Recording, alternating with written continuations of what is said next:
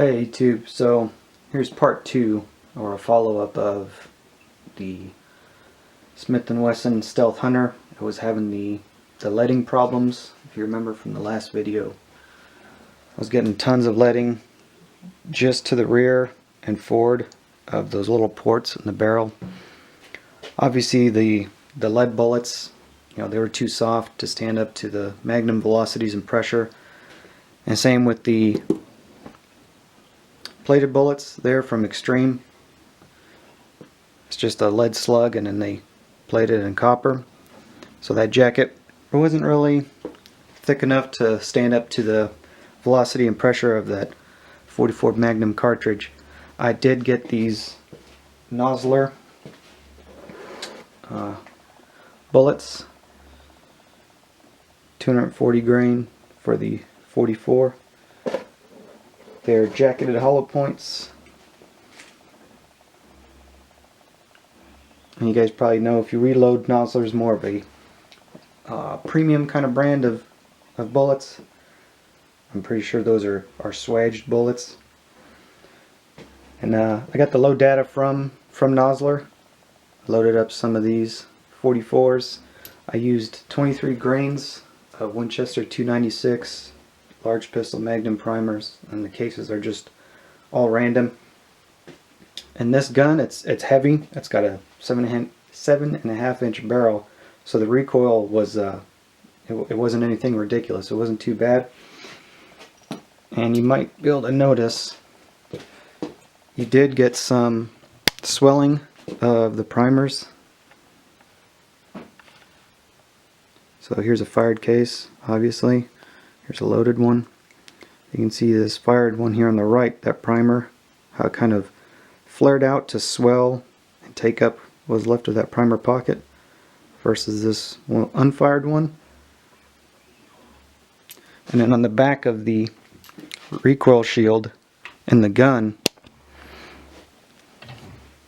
it really you could see the indents of the brass, the case head back there.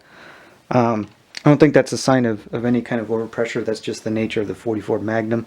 It's a hot round. It's a high pressure round anyhow. So I didn't get any leading in the barrel with these Noslers, and I did use load data straight from their website. That's where I got that load. So no leading, minimal copper fouling.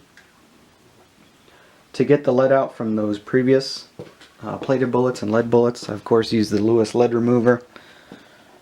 You can get this on Brownells, probably Midway USA. So you get those little brass screens right there, the rod.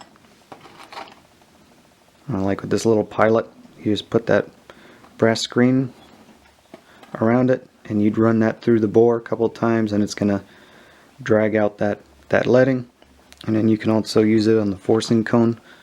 Got that little pilot right there. That got the majority of the lead out. It did not get all of it out. So I also had to use that lead removing